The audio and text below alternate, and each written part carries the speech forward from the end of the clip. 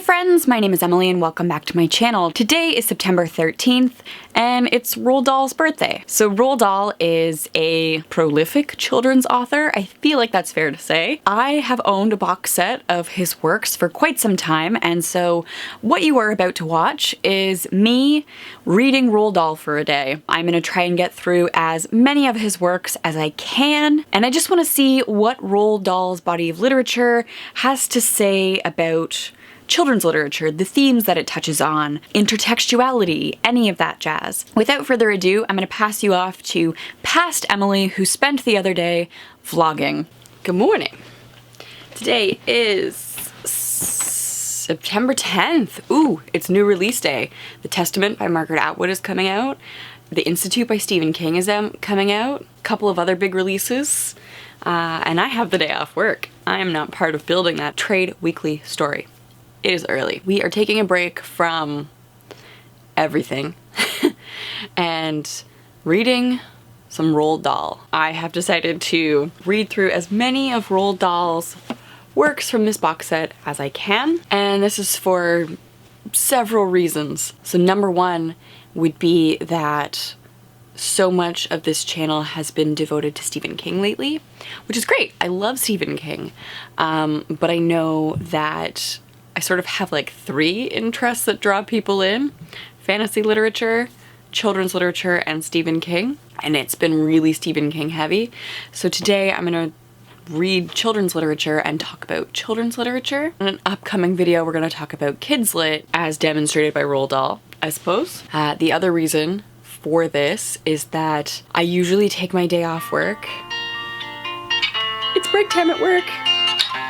I usually take my day off work and I work on YouTube. So I have decided to actually give myself a day off. There will be no admin stuff today, no editing today. Today is just gonna be reading and relaxing. And the third very important reason is that I am reading a book right now for a book club called Stone Butch Blues by Leslie Feinberg, something like that, which is a piece of historical queer fiction starting in the 50s and sort of ending now, and it's near the 80s. The AIDS crisis is happening, and it is depressing AF. It's just so much sexual assault, so much violence, so much abuse, so much homophobia. It is a hard read. And so today we're gonna not do any of that. You guys know, if you've been here before, that I do not research my authors. I do not believe in biographical readings. I don't want to be working in authorial intent, trying to figure out what the author meant, justify any choices based on what I know about them as a human. I want to see how the text stands by itself. So I have no idea about Roald Dahl, but there's like a little inkling part of my heart that's like, what if Roald Dahl is an anti-Semitic racist? And I don't know about it because I didn't do a biographical reading. I am hoping that I am not glorifying a garbage human. I want to see what the texts say about children's literature. What are we saying is good for children? Because children's literature is always didactic. What are the messages? What are the takeaways from these books? Maybe later on I'll do a little bit of research about Roald Dahl. I really hope he's not a flaming garbage human, but as of this moment I do not know. That being said, let's get into the books.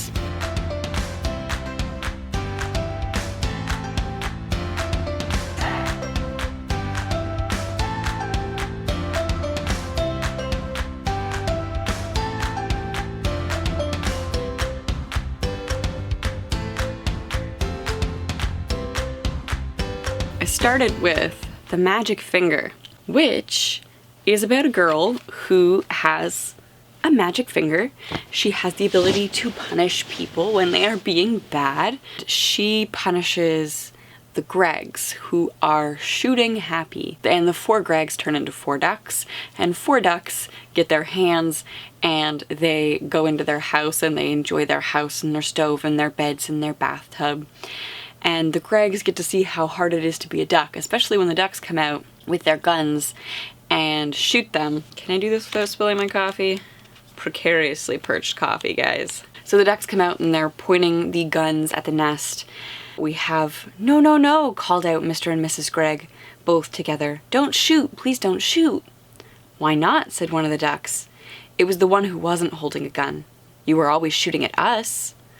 "Oh, but that's not the same," said Mr. Gregg. "We are allowed to shoot ducks." "Who allows you?" asked the duck. "We allow each other," said Mr. Gregg. "Very nice," said the duck. "And now we are going to allow each other to shoot you." I would have loved to have seen Mr. Gregg's face just then. "Oh, please," cried Mrs. Gregg. "My 2 children are up here with us. You wouldn't shoot my children."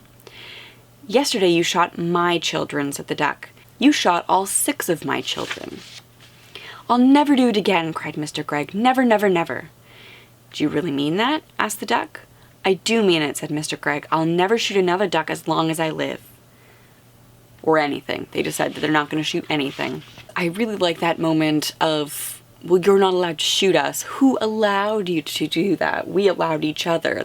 We allowed each other. And the flaw in that idea. Just because you allow each other to do something doesn't mean it's right. So I think that's interesting. I don't love how whiny and annoying Mrs. Gregg is. I'll have to watch and see if throughout the body of works women are less than desirable characters.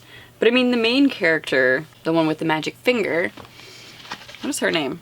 Girl. Her name is Girl. She doesn't have a name. Alright, that's a good start. So Girl, our unnamed narrator, has a magic finger. So she has magic, she has power, she has conviction that hunting animals for sport is wrong. But she's also nameless. She's not a protagonist. She's just our narrator. And the only other woman in the story is, like, hysterical and whiny.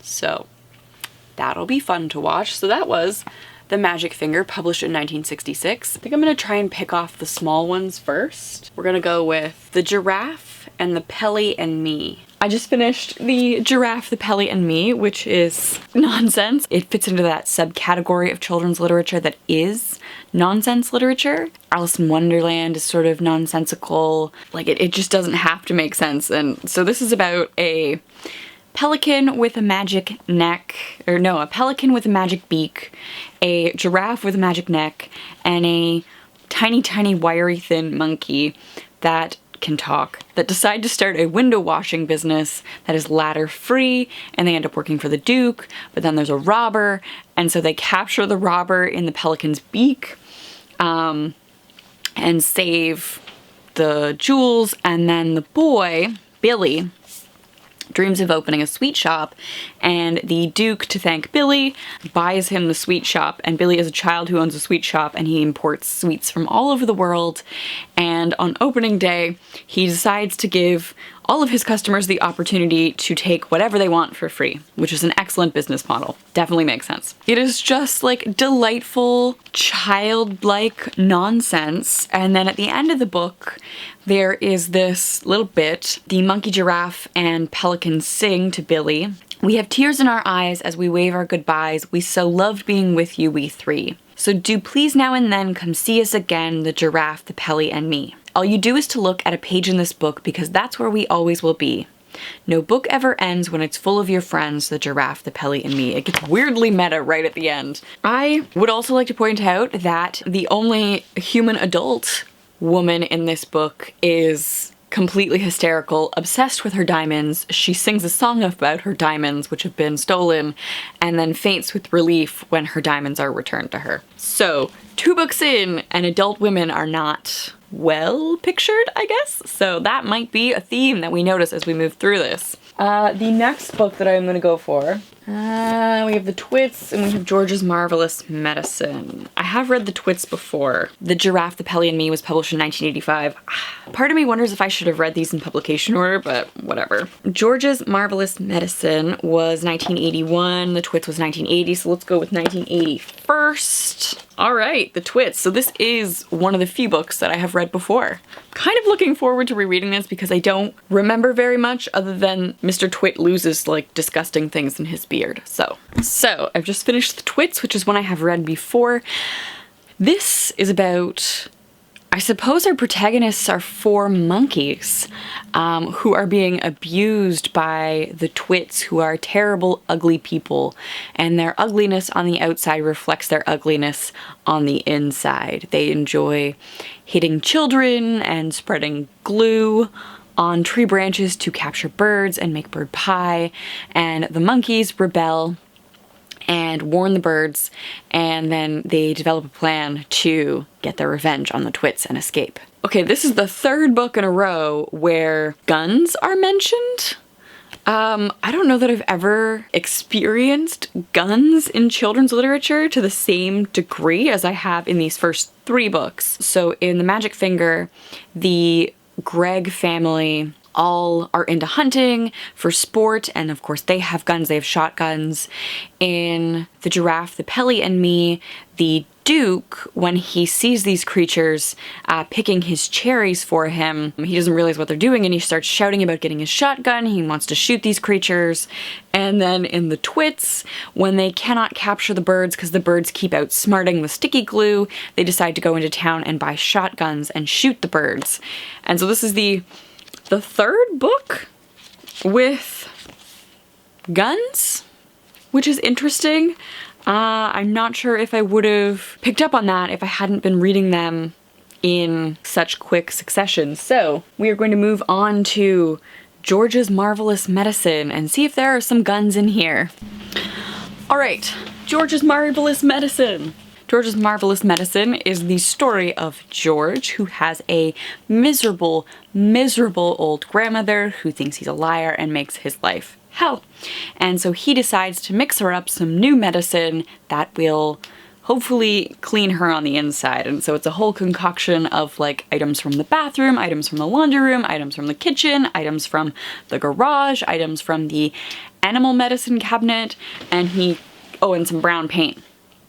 And he cooks this all up together, feeds it to Grandma, and she gets tall, really tall, so tall that she bursts out of the top of the house.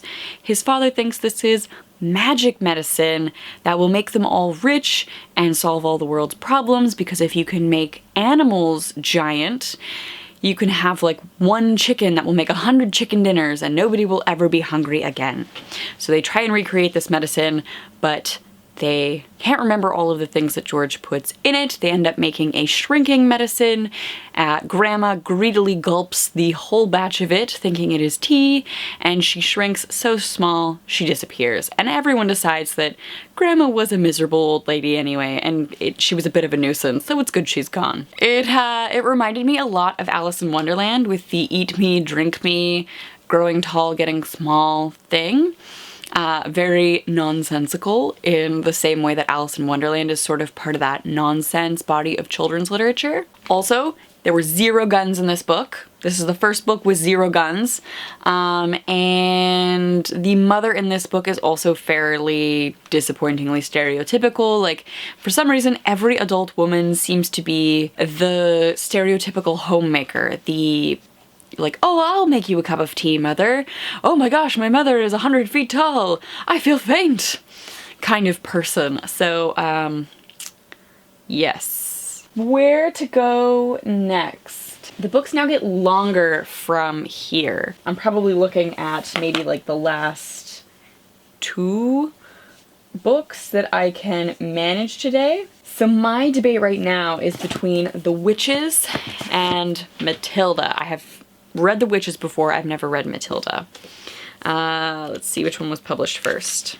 1983 for The Witches, and 1988 for Matilda. So let's start with The Witches. This is gonna be fun. I haven't read The Witches in a really long time.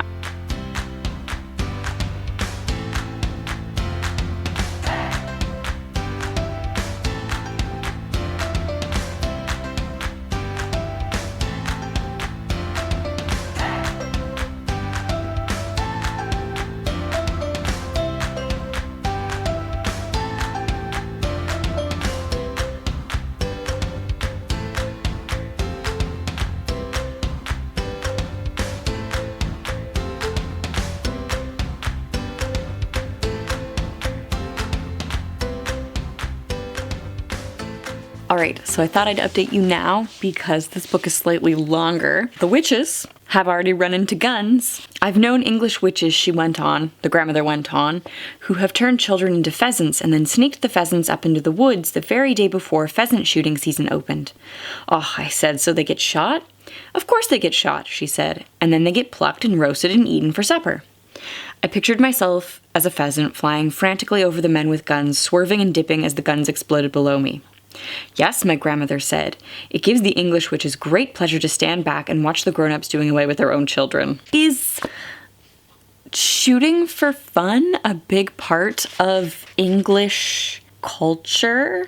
I'm not from the UK, so it's just weird that guns are showing up in every single book because I think of guns as an American thing. So the witches was really fun. Boy is turned into a mouse by the Grand Witch, and then they come up with a plan to turn the witches into mice and then chop them into little pieces. He and the grandmother go on a plan on going on an adventure, I guess, of breaking into the witch's castle in Norway, finding the records for all of the witches in the world, and exterminating the witches. And like, there's part of me that reading this children's literature, it's very black and white. Witches are wholly evil. As an entire group, they are evil child killers. And humans are, for the most part, wholly good and deserving of life. And so at the end of the book, what we get is George and his grandmother essentially plotting genocide. Like, there's a part of me reading this, it's like, well, not all witches can be wholly evil. Do you know what I mean? I don't know, it's weird. It's a weird place to be in because that is definitely not. It's just supposed to be like a silly fairy tale-esque story about a boy who gets turned into a mouse and his grandmother who go on this exciting spree of saving the world's children from witches. This was fun. It is probably my favorite so far. I now have to pick a new one. It is 3 o'clock. Do I go Matilda or the BFG? I don't know which to do next. I'm gonna put a poll on Instagram. That's what I'm gonna do next. And we'll see if in the next, I'm gonna go for a little walk to the mailbox and see if the mail has arrived. So I went for a little walk down to the mailbox to see if my copy of The Institute by Stephen King had arrived in the mail. It had not. The mail had arrived, but it had not. It was a strict on sale book. It had a pretty strict release date. Not as strict as The Testament by Margaret Atwood, which came on its own fucking skid, all by itself with big orange stickers on it about the release date. Both The Institute and Testaments were released today, September 10th. I guess I shouldn't be surprised that The Institute didn't make it in the mail today, probably tomorrow. Anyways, the Instagram poll I put up, I left for an hour, and I know that's not a lot of time. I mean, it's also 4 o'clock and most people are probably still at work. So I'm just going with what I have. There were 36 or 37 votes for Matilda, so I am going for Matilda. And this is probably the last book that I will read today. I feel like I did a pretty good job of tackling this box set. It's something that I've been meaning to do for years, was to read through this box set. So I'm excited that I got through quite a few of them. I am excited to sort of wrap up this with Matilda. I don't know that I can finish it in the hour and a half that I have before I have to leave to meet my partner tonight for a little date night. We shall see. Hello again. So at the end of the vlog footage, I left you with Matilda. So the votes came in on Instagram and I had started reading Matilda and I made it probably a third of the way into Matilda before I had to stop for the day, and I was really enjoying Matilda. The thing that is weird is that I am very familiar with the filmic adaptation of Matilda, which is American, and it is hard not to picture Danny DeVito as the father. I find that as I'm reading, I'm like, oh, this phrasing seems very British, but I'm then picturing Danny DeVito saying it, and it's a little bit weird, but I am really enjoying it, and I feel like Matilda is shaping up to be a new favorite. I never read this as a kid. Overall, I managed to read 5 books from Dahl's works, which you just witnessed me do: The Magic Finger, The Giraffe, the Pelly, and Me, The Twits, George's Marvelous Medicine, and The Witches. It wasn't as productive as I hoped, but it was still pretty darn productive. What I'm going to do is to let this information sort of percolate and then put together a video for next week, hopefully, where I talk about children's lit themes. That brings me to the end of this vlog. Before I go, I just want to quickly plug the Red Rum Book Club. We are 7 humans away from the goal of 50 patrons. I know this is a completely different niche, and the folks who read Stephen King are not the folks who probably are interested in Roald Dahl. But if you are interested in a Stephen King book club where we will be reading the first 6 works in his bibliography and discussing them in a patron-exclusive live show at the end of each month, this could be a kind of cool opportunity if you are new to King, you always wanted to get into King. I know the vast number of books can be super intimidating, so having a group and a place to start could be really great. If you're a constant reader, you've been a longtime fan of King, it could be fun to revisit the series with a group. And if you are a writer, this also might be an interesting opportunity. I feel like watching an author's style develop by reading their works in publication order could be a really interesting exercise in thinking about your own writing and looking at what changes, what doesn't change. If you are at all interested in reading in a community, the links for the Patreon page are in the description box down below. Before we go, we have to thank my patrons. Thank you, patrons, for making videos like this and long-form content possible. I really appreciate the work that you are enabling me to do, and fingers crossed, we will hit that goal of 50 folks very soon and be able to start reading together. Let's chat about the vlog, chat about children's literature, anything you feel about children's literature, leave that for me in the comments down below. Thank you all so much for watching, and I will see you again soon. Bye!